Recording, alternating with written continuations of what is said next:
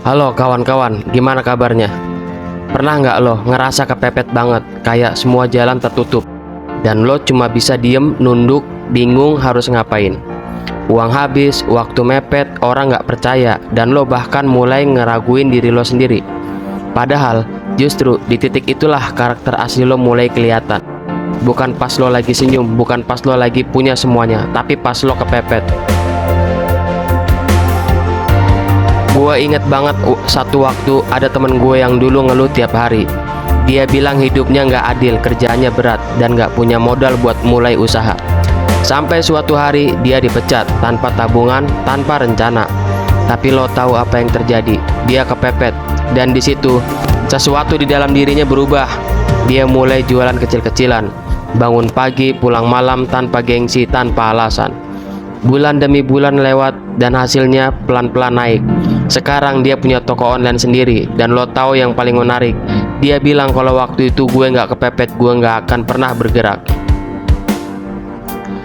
Kepepet itu aneh bro. Dia nyakitin tapi juga nyadarin. Dia bikin lo takut tapi dia yang sama. Dia ngeluarin versi terbaik dari diri lo. Kadang Tuhan nggak kasih jalan lo mulus bukan karena dia benci lo, tapi karena kalau lo terus nyaman, lo nggak akan tumbuh. Bayangin aja, besi dibentuk lewat api, lah kita dibentuk lewat tekanan. Kalau lo pengen mental baja, lo nggak akan bisa hidup di zona nyaman terus.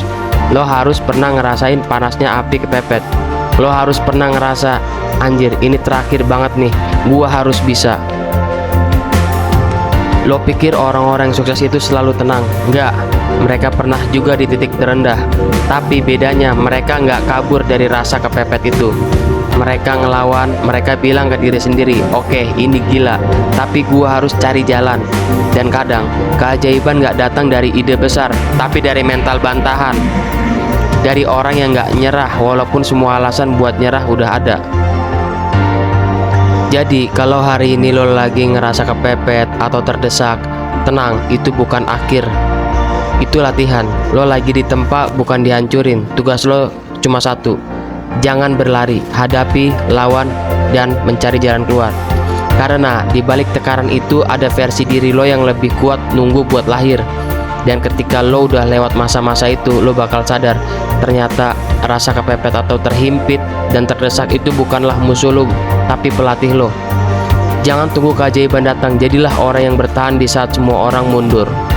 Terima kasih buat semua yang sudah nonton video ini.